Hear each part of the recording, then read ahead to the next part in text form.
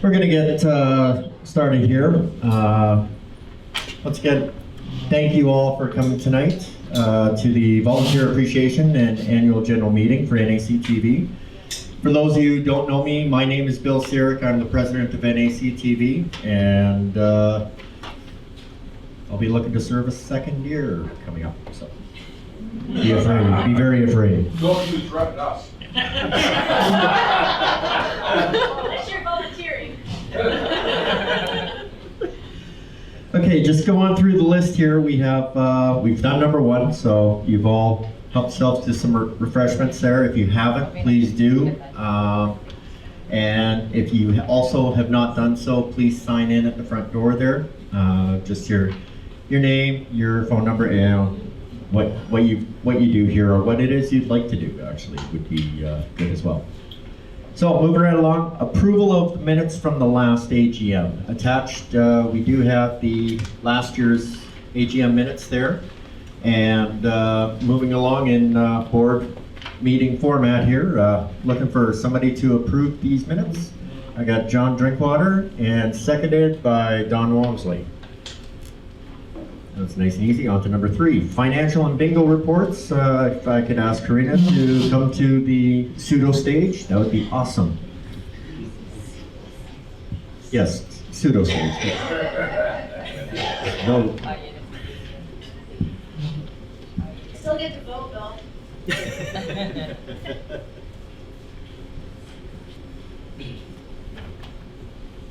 Okay, there are a few financial statements there in the table. If you want one, there's some. Hold your mic up, please.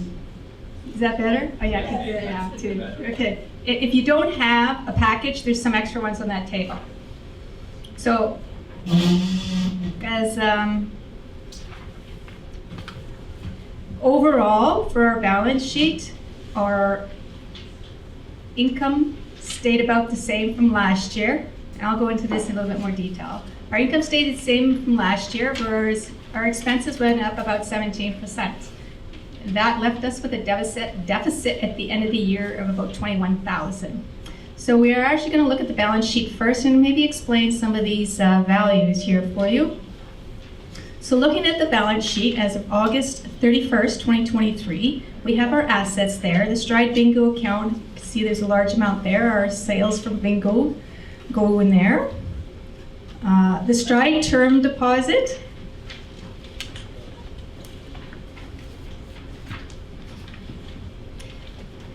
consists of the $40,000 unforgivable portion of the SEBA loan and the interest paid at maturity when the GICs were rolled over.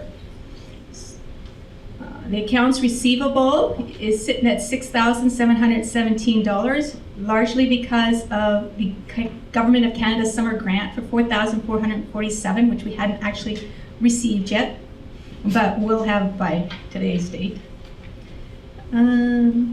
Fixed assets, fairly straightforward. Our prepaid expense, although it's not much, it is due to rent that was accidentally paid for September in August.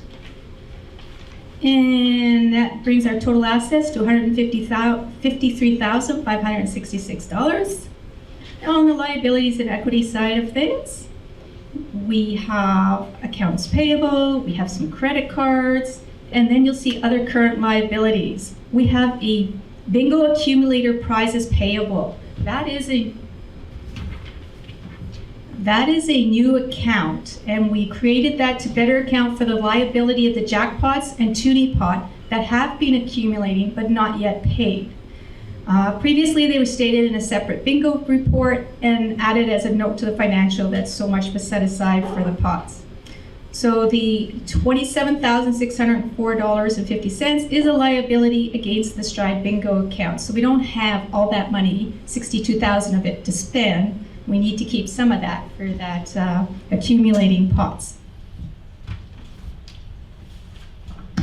The SEBA loan is $60,000. It becomes payable this year. If we pay the $40,000 unforgivable portion by January 18th, we will not need to repay the remaining $20,000. And that's why we have that term deposit, so that we can pay that $40,000 by the deadline date. The payroll liabilities includes income tax, CPP, and EI that is collected and paid quarterly, so it is high there. Because we have more staff, so we have more deductions as well. On retained earnings, it doesn't show it, but that retained earnings reflects a correction of $20,250.50 for the accumulated jackpots. So it would have been a subtraction in the retained earnings section. And that's because these accumulated jackpots were not expensed in previous fiscal years. So if all our pots were to be won, we would end up with an expense in 1 year of $27,000, the way it was being recorded. So we didn't want that to happen. And that's it for the balance sheet. So we'll turn it over and look at the profit and loss.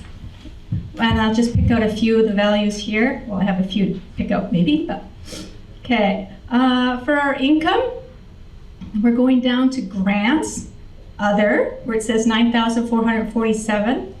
That is due to 2 grants, one which was from the previous year but hadn't been paid yet, so it's in there, as well as the Canada Summer Student Government Grant that's as a receivable in there. Other income is simply from the Stride and the Westman Communications Group patronage payouts. Our interest income that you see there is the next line, $2,566, is from those GICs that matured at the end of August and were rolled over. So that interest is what interest was there because the original deposit was $40,000.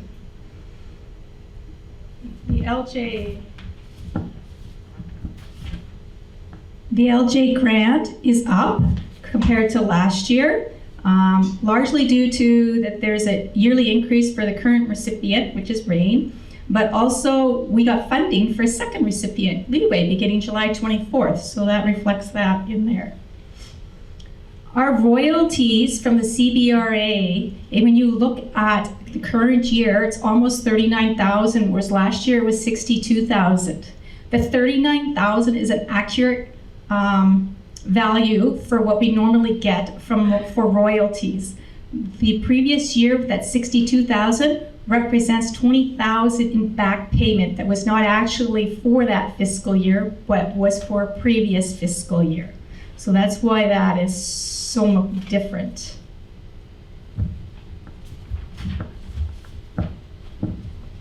And then, so that makes a total income of almost 217,000. Going into the expenses side, you'll notice that our advertising expense went up, and that's due to the fact that NACTV paid for our ads this fiscal year, whereas before we did not pay. We only began paying for ads in May of last fiscal year. So up until that time, the banner had not been charging us. So that advertising expense is from there. Not because we did any more advertising, but we're paying for it, yes. A bad debt expense. We had an account with an outstanding balance over 90 days and we deemed it uncollectible and we wrote it off as a bad debt expense. Now, when you get to bingo expenses, we've listed them so that all the bingo expenses are underneath that one heading for bingo expenses, so we can better see how much we're spending on our bingo expenses compared to what we earn in sales. So we did make a few categories. So when you see the zeros in the previous year, it's because there wasn't a category and those costs were dispersed throughout the profit and loss detail, some of which was under bingo, but some of it was also underneath the operating expenses. So we put it all together, everything that we could figure out that was related to bingo into one area, one spot. The bingo expenses, you'll notice that it's up almost, or the bingo prizes, sorry. The bingo prizes, you'll see that it's up almost, well, it is up about $10,000, and that is due to the fact that we now have this accumulator prizes expense account. So for this past year, there was about $10,000 that needs to go into the jackpots in case somebody wins them. So that's what that difference is. So it would actually be very similar to last year because the number of packages sold was almost the same as last year. So the expenses would be expected to be about the same. It's just that it was done a little bit differently to make sure we could account for those jackpots. So the total bingo expenses were $31,276. And if you look back on the others, or if you look up at bingo ticket sales, they were $62,868. So our expenses are almost half of what our sales are. So don't get too excited about seeing that large value for our bingo ticket sales, because half of it's going to expenses. So mileage is another one where you may notice that we have a huge increase. And from what I could tell, it's largely due to the fact that the LJI person is getting $50 per week for fuel, which we didn't do before. It began in October of 2022, so that would be the main difference there for the mileage cost. The other office supplies, it's not a lot there, but you'll notice that it's zero in the previous year. And again, we created that account to be more specific so that the entries in the miscellaneous expenses, which is above office supplies, it's zero for this year, but last year it was over $1,000. We don't like to see miscellaneous expense. We like to have some idea where those expenses really are going. So we don't use that account anymore, as well as we just had one called supplies, which we're not using anymore either. So we've taken those expenses that would have been put in there, say in previous years, and redistributed them more correctly to where they should be, to make more sense.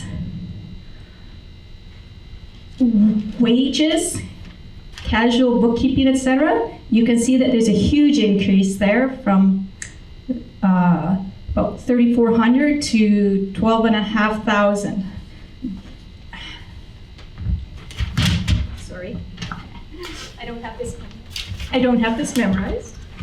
Okay, so that includes $6,000. That includes $6,000 for a performance bonus, but that is offset by LJI funding. And payroll expenses. Yes, our payroll expenses went up. And there's obviously a number of reasons. I didn't look into exactly what all the reasons were and why it went up, but minimum wage did increase. And I think we probably had a little bit more part-time workers. Our summer student worked more than just what was covered by the government grant. So there's increased, yeah, okay. Just a quickly note here, one of the biggest reasons for the payroll increase is because number one of our employees was coming back from maternity leave and started off as part-time worker. Number two was wage increases. There was significant increase in wages due to the cost of inflation, et cetera, and we felt the employees were worthy of it, for lack of better words. And also, we did have one extra employee that we hired for the summer, all summer long, but the Canada grant was only, was it half as much as it was the previous year? Well, it was only for 6 weeks. It was only for 6 weeks, and we still had him on for 12 plus additional work over the year, helping us out from while he was in college. So there's the reasons for the payroll expense. Thank you. Okay, that concludes the financial report. So if there's any questions out there, I will try to answer them. Yes? You rolled the GICs over on the end of August. What was the term on that? If you need that money? I believe they're cashable GICs at this point. Yes, cashable GICs.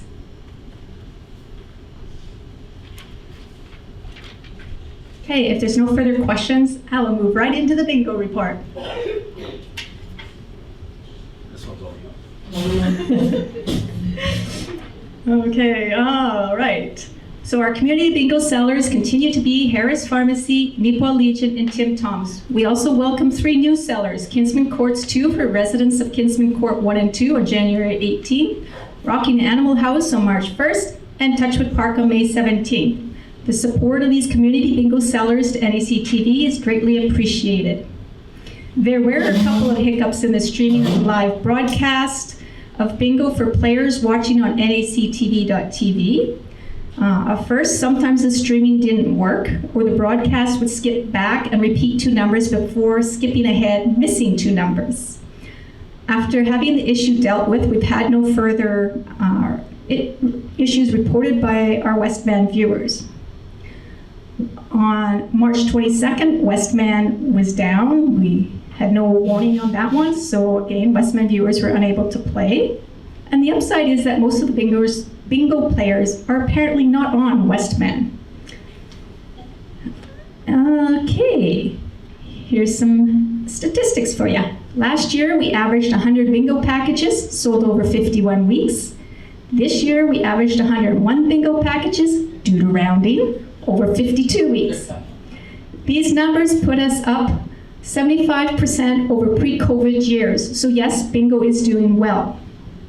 At these numbers, net income from bingo sales is about 50%, and expenses are largely due to the prizes, which for August was 91%. And a big thank you to all our bingo players for their support of NATCV, and kudos to the bingo phone volunteers, Oliver Sofka, Chris Belisle, and Eleanor Jarvis. And that concludes my bingo report. If there's any questions, now would be a good time to ask them. Okay, not hearing any questions? I'll turn the mic back to Bill. And I know you all are very interested in knowing that you don't have to be a Neepawa resident to actually play bingo. You can play it anywhere in Manitoba. So if you've got family or friends that are interested in playing bingo, send them our way. We'll take care of them. Anyways, next on the list is the LGI report. And Rain Pryor, if you can come up to the pseudo stage. I believe we should make a motion to pass the financial report. No, I don't want to pass it. All right, fine, we'll pass it. Can I get a motion to pass the financials? John Drinkwater, second by Karina. All in favor? All in favor? Carried. Are you happy now? Very happy, thank you. All right, there we go.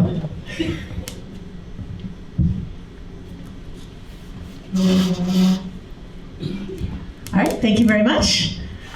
Just a brief overview of what LGI is for anyone here who might not know. So LGI is the local journalism initiative funded by the federal government and administrated by Cactus, which is the Canadian Association of Community Television Users and Stations. Yes, I had to write that down. I always forget what it stands for. Which helps to fund journalists to cover civic journalistic topics in underserved communities. While the majority of the program focuses on print journalism, there are a small number of local television stations and online broadcasters, including NACTV, that qualify for funding as well. So in 2023, late 2023, July 2023, we expanded our LGI involvement from 1 journalist to 2 by taking advantage of an internship program they developed that would fund someone not previously trained in journalism to take on a more journalistic role at the station. And so we were very pleased that Leeway was able to take on that role.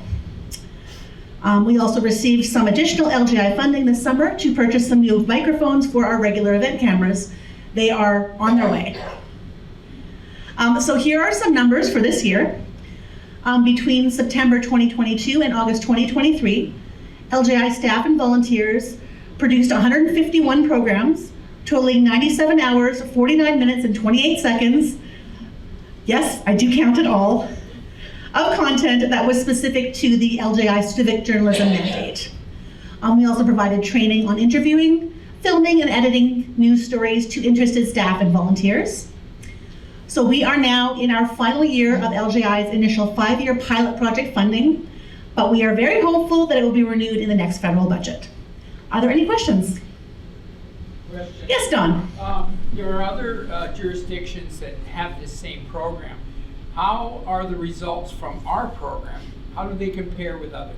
In what sense? By what metric? Of, engagement, volume of product. It's difficult to say in general because print journalism has different requirements for what they're doing. I think somewhere between 80 and 90% of the total funding goes to print journalism. So when I say we have a small portion, it is a small portion. We've certainly had great feedback from what we've been doing. We have a national portal where we put all of our stories, and by we, I mean all of the stations that participate, that anyone can use or see at any time. And this is what is looked at by our funders to see how we're doing. So it's hard to compare metrics between them. I would say that we are, our funding increased year over year for, I think, every year of the program. Our piece of the pie increased based on what we were doing. So by that token, I think we've been doing quite well. Loud, yes. Rain, with the local journalist initiative, can we see what are some of the plans for future programming with NACTV in terms of local production and beyond local production? Sure, absolutely. So some of the things that we have started through the program, and those hours only count in new programs. They don't count things like covering town council, like our council checkup, things that already existed. So we've already started coverage of 2 additional municipalities. So we cover Rosedale and North Cypress Langford meetings as well. We started an interview program with the town and with, called the decision makers. So it's with town and with town leaders in various areas. Since Leeway has come on board, we have 2 new series. One is focusing on services for seniors, and one is focusing on services for newcomers and stories that come out of those. We've sort of covered them before, but not in a very focused way. So those are newly launched programs. And then we do certainly interviews in various areas that are not specific to a program. And our newest one, which is launching like next week, is we're having a monthly program with the school division. And so any news coming out of the school division, we now have coverage of that. And that has actually been a surprisingly difficult one to tackle. When you're not a parent of a student, you don't often know what's coming out of the schools. So that's one that I've been working on for a while and I'm very pleased to have. So that's kind of what's coming down the road and what we've been working on. And certainly you've done quite a few of the interviews that we use for LJI as well. One of the things about LJI is it's not just about what the journalist or journalists are doing. It's about community involvement. It's about programs which bring in audience involvement, volunteers getting involved and making it sustainable. So, you know, if the program were to end in March, these programs wouldn't end. Dave, go ahead. Does that follow up this? No, I just want to know a little more about the second LJI position that we're able to get. I hadn't heard of that, and that sounds great. Is it part-time, short-lasting? Well, it's full-time, but it's just, our funding ends on March 30th, as of right now, unless it gets renewed. So it's full-time from the date that it started, which was July 24th is when they approved the funding, to the end of March, and then it is renewable. So that position could be renewed as well. It's something they launched, I think, last year through LJI. They were finding in a lot of communities like Neepawa and the smaller communities across the country, and there are participants from coast to coast, that there weren't a lot of trained journalists in these communities who wanted to take the positions with community television. But there were a lot of people interested. So they created this intern program and got that approved, and anything they changed has to be approved by the federal government as far as the parameters of the program. So they got that approved in order to bring people in who have different backgrounds that are still really applicable, and take them on as interns, and potentially, if the program is renewed, moving them into a full journalist role as well. And that person is? For us, oh, this is Leeway. Yeah. Yeah. I didn't know that. You didn't know. Congratulations. As of July, yes. As of July, just this year. All right, Dawn and then Wayne. On the same topic, do we have any sense of, we're doing an awful lot of programming, an awful lot of original programming. Yes. Do we have any sense, is there any sort of survey or anything somewhere that gives us an idea of where we sit as a station in regards to other stations in terms of viewers or connections? Can you speak to that at all? We are one of the largest stations participating because we're one of the few actual broadcasters or community broadcasters that still exists in the country.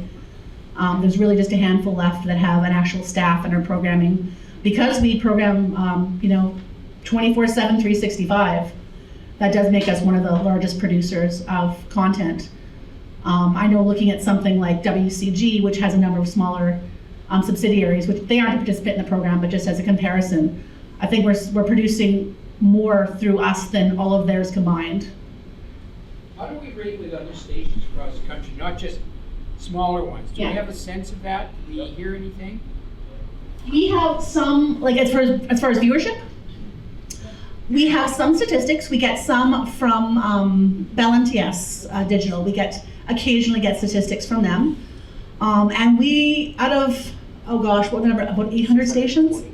How many? Roughly 600. 620 stations. On an average, normal, ordinary day, we're ranking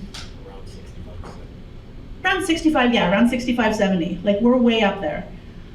Because, of course, these are all niche stations, and we have broad appeal. So, and then when we aired the curling, we bumped, there's a huge bump in our numbers during that time. We went to what, 40, 42. So, and that's only through Bell MTS. I don't know what our rankings are, say, through Westman. It's because we're kicking their butt too. Yeah, there we go. We'll just believe that. But that's kind of the numbers we do have. It's difficult to get those numbers, but when we get them, they look good. Wayne. With the internship and the program, is there more of a focus or a concerted effort to engage our Filipino community in programming? Yeah, that's actually the specific focus of the intern position for us. A lot of the funded intern positions across the country have that kind of focus, whether it's with an Indigenous community or a specific other, such as the Filipino community here, to make sure those voices are being heard. So while it's not the only thing that the intern is working on, or the only thing that Leeway is working on, certainly a lot of our time is working on that, and also stuff in Filipino language that is being subtitled that we're broadcasting as well. So that is a specific focus and position. Anything else? Wow, yes. Has there been any progress in public relations or PR communications with Westman, or are we still at are we still at the place we were a year or two ago, or over the past number of years? Well, I mean, they carry us now, which they weren't before. So we are carried on Westman. There are a few challenges that we're working on right now in terms of getting our listings up there. There's specific services that we aren't subscribed to that would show that. And I think that It's a building. this is a subjective answer coming from me, who travels to all of our nearby communities covering news stories, and I run into the WCG crews all the time. And we're certainly very friendly now. I don't know if that was the case a few years ago, but that's where we're at now. So, but there are some challenges just dealing with getting our listings up and stuff, that kind of thing.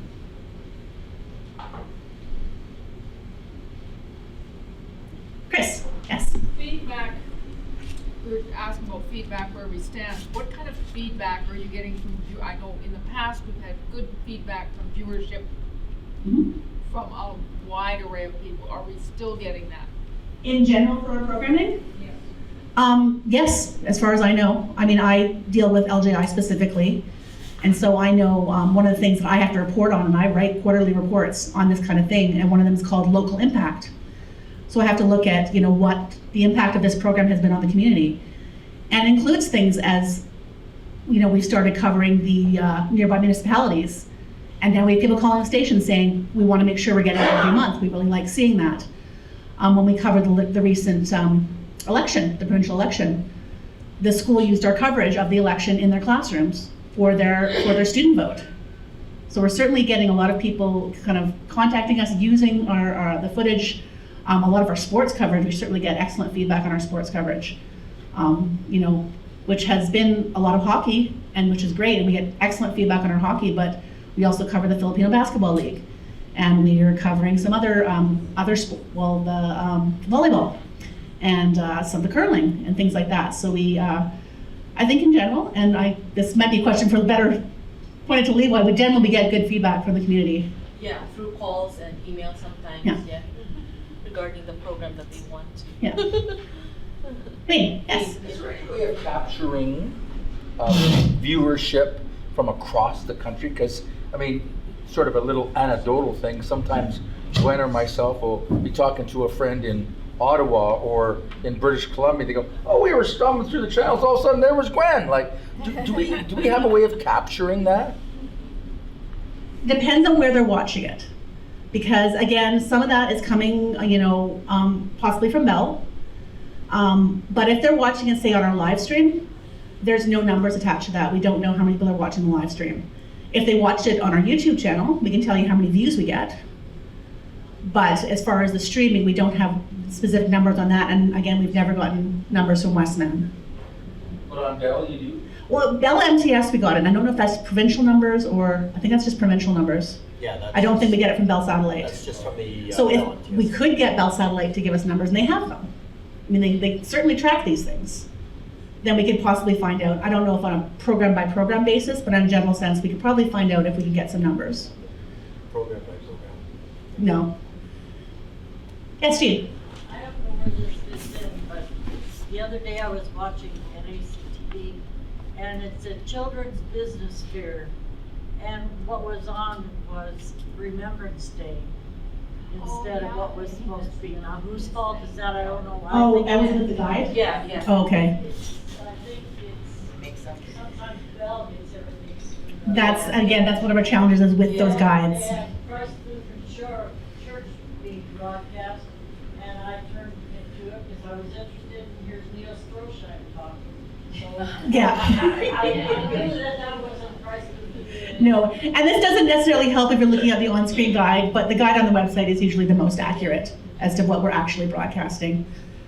When we send the information to their guides, does not always arrive in the state where we send it. That's what I figured. Yeah, sorry about that. Anything else? And I'm happy to answer questions at the station anytime, as I think all of us are. All right, thank you. Wow, you guys grilled her hard. Jeez. I hope you grilled the next one hard too, because it's Ken Waddell with his management report. We'll really get it to 'em. He's used to being grilled. He wouldn't have it any other way. I don't know if I prefer grilled or broiled. Anyway, first on my little agenda here is to thank all our board, staff, and volunteers, and of course our viewers. And we thank you very much for so steadfastly stand behind the station through thick and thin. And as you can see from the financial statements and the comparative statements we've got, things look pretty good right now. And the second thing is that I got a call tonight from our MP, Dan Mazier, who's been on our station a few times, and he sends his greetings to the station and to the viewers tonight. So, third thing is the LGI at $75,000 from the federal government would seem to be a lot of money, and it is, but you must understand that the federal government also gives $1.3 billion to the CBC. And quite frankly, a lot of people would probably rather watch NACTV than CBC. Did I say that out loud? Anyway. The royalties are $39,000, and those are very important. Both those are very important parts of our income stream, and of course, the bingo being the next largest one. We do have to, and we've been talking about this and working on it for a while, to try and increase our presence in the advertising sales market, and it's a tough one to crack. Mm-hmm. But the LGI, I think, will stay around. Pardon me. It would be, the station would look drastically different without it, for sure. And we may have to prepare for that at some point, because the funding is only guaranteed till March 31st. The only thing magical about March 31st is that that's the government's fiscal year end. And so hopefully it will go forward. We seem to be getting assurances that it will go forward. But the government, I think, is very interested, regardless of the politics or whatever, very interested in bringing a halt to the decline in Canadian media. And if I can throw out a couple of statistics from my home media, so to speak, the newspaper business, which we've been in now for 34 years. In the past 5 years, 22 community newspapers in Manitoba just shut down, just locked the doors and walked away. And that's because government advertising to a large extent dried up, and some corporate advertising dried up, and it's becoming difficult in some markets, and it's difficult in every market, to get enough advertising to keep the doors open. Just last month, pardon me, Metroland in Ontario shut down 70 papers in 1 week, and they'll never rise again. And so it's a tough world out there. People say things are tough in the journalism world. They're not kidding, it is. And it's been tough tough in Neepawa to grow NACTV through the 40 odd years it's been involved. A lot in this room know very well that. I think the last thing I'd like to say is that we don't understand in rural Manitoba, and we don't understand certainly in Neepawa, how important our endeavors are. We are pretty darn good at what we do and pretty darn poor at bragging about it. And so I think that that's something to keep in mind going forward. Some of the statistics that Rain put out there and that involved around the television, it's very hard to get these stats. It's like pulling teeth from the various carriers. But so we're, just to summarize, we're carried at least 4 ways. One is WCG, which is relatively small. With Bell MTS, I think it's over 500,000 viewers have access to NACTV. And then there's the online, because you can watch live online at nactv.tv at any time on your computer. And then, of course, there is the YouTube channel where you can watch the archived shows. So there's 4 ways of watching, at least 4 ways. We have tried different times over the years to try and get on Shaw, because there are Shaw customers in the area for sure. And we've hit a brick wall every time. We've tried to. The last time I talked to them, yeah, we'll get right back to you. Well, I'm still waiting. But anyway, it would be nice to get onto Shaw and some other carriers, and maybe that'll come. So, anyway, thank you for enduring my report here. I think that we have come a long way in the last few years, thanks to all of you, and especially to our staff, but to our volunteers as well. We could always use more volunteers. I sense, and I think I'm right on this, that we're using a lot more paid staff than we used to. Well, I know that, the numbers are up. But our hours of programming from the paid staff versus the volunteer staff has certainly flopped over in favor of the paid staff. And so if there's people that are going to be doing volunteering, it would be really, really appreciated. And to be quite blunt about it, neither John nor Chris, who are the two that do this a lot. Well, Lyle, sorry, you're not very young yet either, are you? A lot of our volunteers, kidding aside, are getting older, and it would be nice to have some younger people who would step up. And it's not that hard. I mean, if I can do it, anybody can do it. And so keep that in mind. If there's somebody that wants something to do and would like something that's quite interesting to do, even if they do one program or a couple of programs for us, it would be greatly appreciated. Thank you very much. Is there any questions? I don't know much, not like Rain there, she knows lots. I don't. Yes, not, I wrote that one. You know everything about what's going on around town, so is there something coming up in the next 6 months or whatever that's in the neighborhood? Idea of a job fair or that sort of thing that NACTV could expose themselves to the community, to look for volunteers and sell your wares and that sort of thing? Is there something coming up? Good question. I don't know of one that's coming up. There's one in Carvey very shortly, yeah. Yeah, that's a good idea. We should be there. We should be there. We should be at a lot of different things, and it's a matter of the time and the effort to get it done. But sometimes it's just making the time to do those things. Yes, Lau. Yeah, just in terms of programming, how do we find out? It seems that everything every week or each month is designated the month of, with a specific title of something that's of interest to our viewers. Yeah. How do we find out what month is being represented by what organization or society, and how can we expand getting in touch with That's those? a good question. I think that there is online, I'm pretty sure I've seen it, there is a directory of all the weeks and months and days that are designated by various organizations and levels of government. That's a good idea, we should look that up. Any other questions or suggestions? Thank you very much for your support.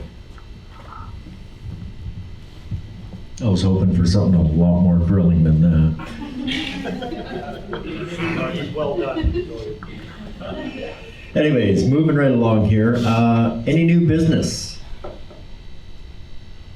Myself, I don't have any new business, but anybody else? Going once? Going twice? All right. See, for me, it just bang, bang, bang. We're just moving right along here. Moving on to the election of directors. Members present that were directors last year include John Drinkwater, Corrine. I read the name and I get cross-eyed here. Corrine, how do you say your last name? I'm sorry. I'm sorry? Jasnick. We'll go with that. As well as, who else is here? Ron Santos. Ron Santos is not available. Ron And Don. and Don Walmsley, thank you. He was hiding behind Corrine. I've talked to Ron, and he has opted to step down this year because he has other commitments going on right now. So unfortunately, he is available for support if we need him, but he has decided to step down. So, are you, Corrine? Are you planning on running for another year? Yes. Don? Are you planning on running for another, putting up with me for another year? He says yes. He always does at the meeting, so. And myself, I do intend to run for another year as well. Are there any other individuals who would be interested in joining the board of directors at this point? We'll consider this a first call.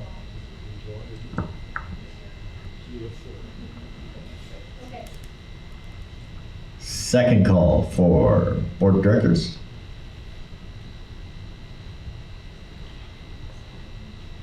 Corrine, you can only run once. You can sit down.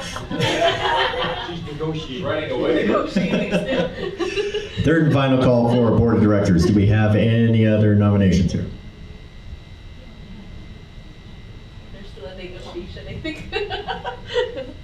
I'm sorry, your name is? Danielle Bell. Danielle Bell. Okay, so, Yes. thank you very much. Now it has to be accepted. I move. Do we have a motion to accept? Gotta go. I officially nominate her. Dawn is officially nominated. Danielle? Yes. Do we have a second? Seconded by Corrine. Looking for a motion to accept the board being John Drinkwater, Corrine Jackwitz, Don Walmsley. I know I said the name wrong. I know. I'm sorry. Jason. I'll get it one day. I've only known her for a year, guys. Come on, give me a break. No. Danielle Bell and myself, Bill Sirik. Motion by and seconded by Don. All those in favor? Carried. Okay. Congratulations and welcome back. And so with that comes the closing remarks. And I did write something down. I was worried whether or not I would or not, but I did. So to all of you in the room here, I just want to say thank you for so many reasons.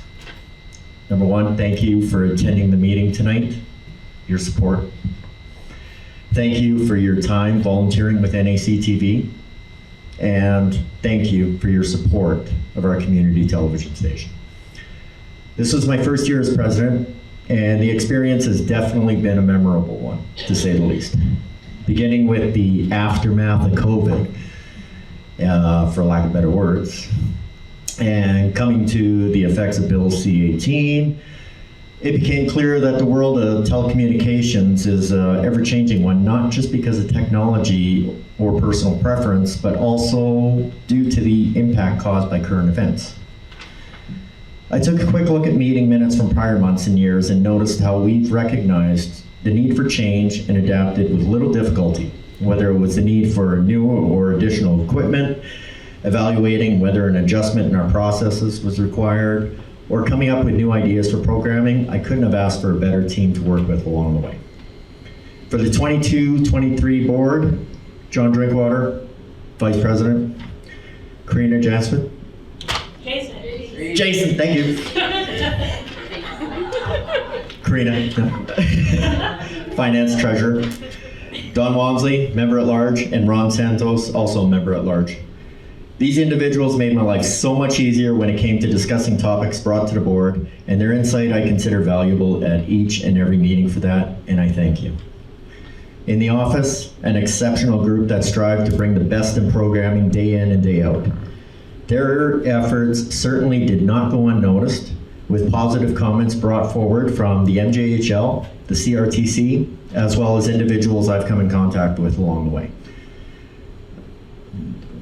Informative programming, exceptional video quality, and great programs were the kind of compliments I have heard.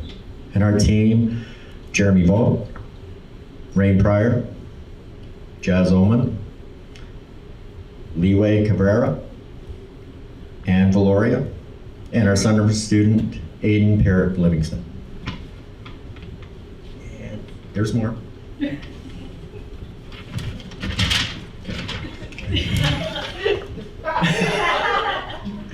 Along with the general manager, Ken Waddell. They've all worked tirelessly to ensure proper scheduling was done, not just on the air, but also in the studio. Between the hours of video production, editing, scheduling, and conducting interviews, running around the province on location, these folks were the backbone of the operation, and I thank you, not just for the time that you put in, but also the pride you took to make it happen. The quality of your work came shining through. When it came to the ratings, oh yes, please. When it came to the ratings, and I know we've touched on this earlier, NACTV certainly did not disappoint.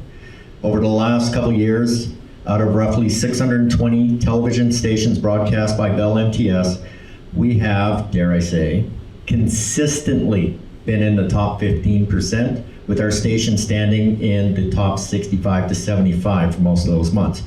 Our best viewing month was back in February with the Viterra Curling Championships, where we excelled to number 42 in the standings.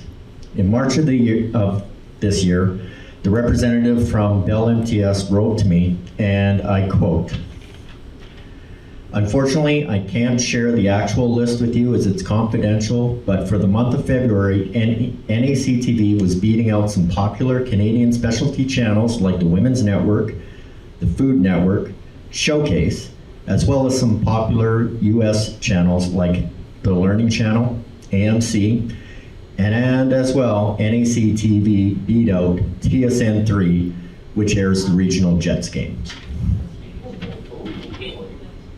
Go Titans.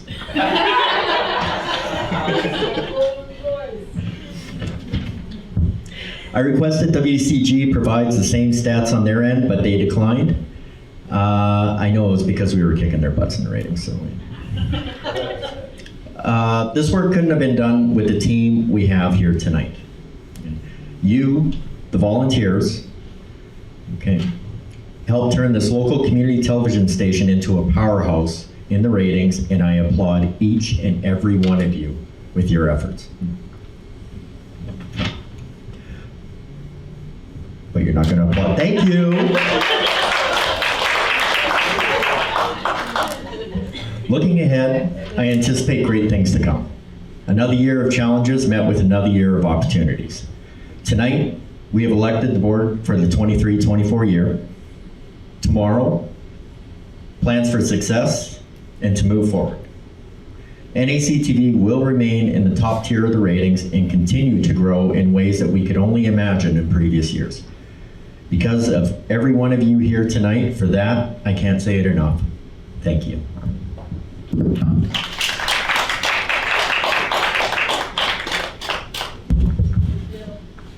Yes, ma'am. I'm here tonight because I am so proud of what the NACTV has accomplished over the years. I was on the board for many, many years, and you're doing a terrific job.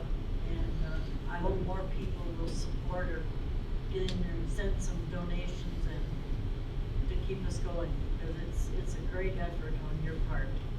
And I appreciate your kind words and support. Thank you very much. Yes, sir.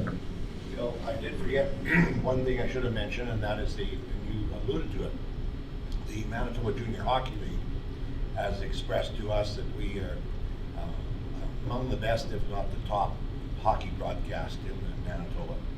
And credit goes to all the people involved, to Jazz, to Rain, to Jeremy, and of course the voice of the Titans, Mr. Wayne Jacobson. And it's quite interesting to hear that level of praise from the MJHL, because years ago we were the best, and then we weren't anymore, but now we are the best, I think, in the province again, among the 13 teams in the Manitoba Junior Hockey League. For broadcasting.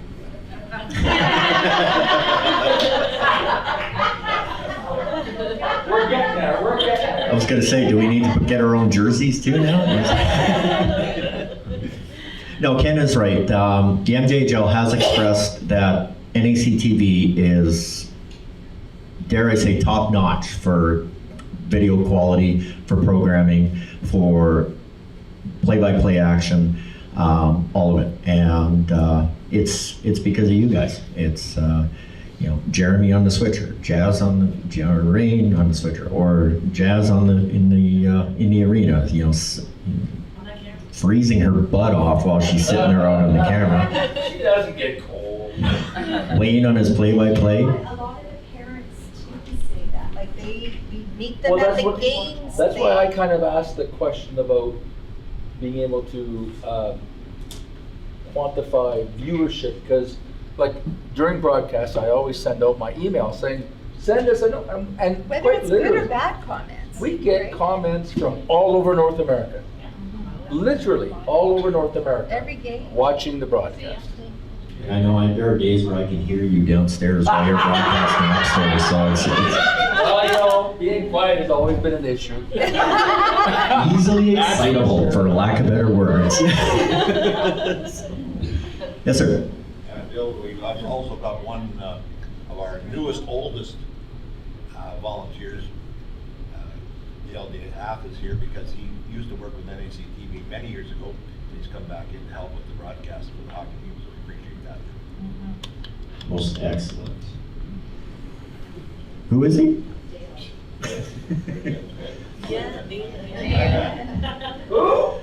I'm sorry, what was the name?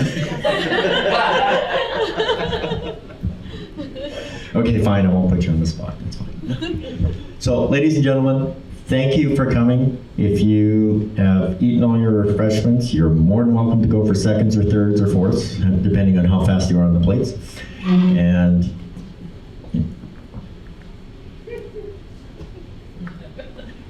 that's right. There is one other thing to mention here tonight. Mr. Jacobson, can you stand for a moment, please?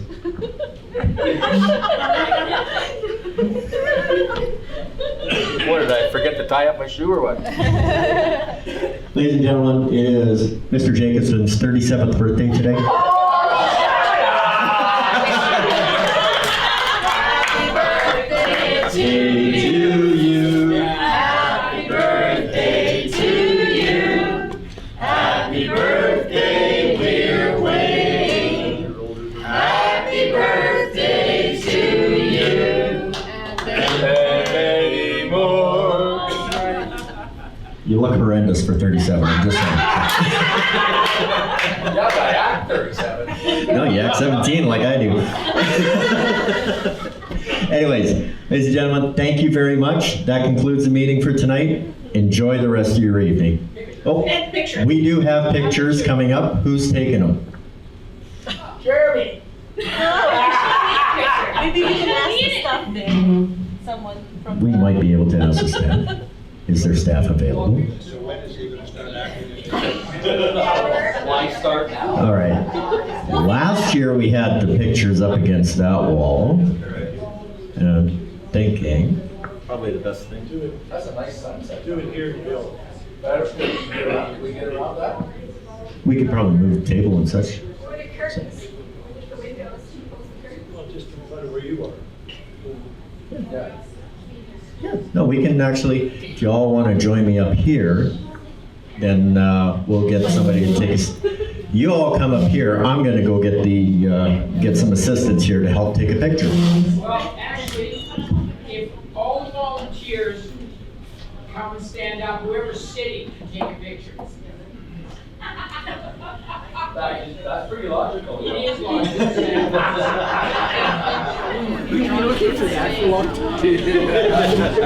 back here. Over here, folks, please. You're taller, maybe you can go in the back. He's tall too. Yeah, you go. Yeah, that's it. Yeah, right Don't shake it too much. there. I see.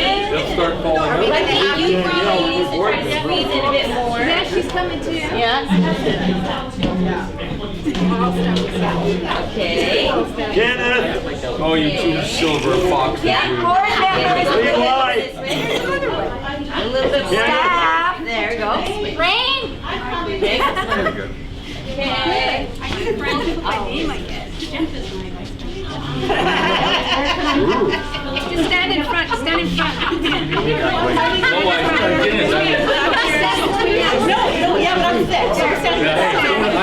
Don't tell me. Don't tell me. Ignorance is bliss. Okay, who else do we need in this picture? Go on.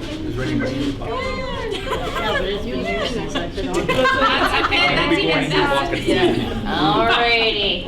Okay, you in the corner, I just see your eyes. You gotta go this way a little bit. Yeah, you. Yeah. Give me the eye. And otherwise, oh, I need you in here. 1, 2, 3. Awesome, Pepper. You're hiding again over there. 1, 2, 3. Okay, there's got to be a good one in there. All right. Thank you so much. Any other? We're going to do a burst of 100 Yeah. Yes, I Make sure to take Daisy's hold.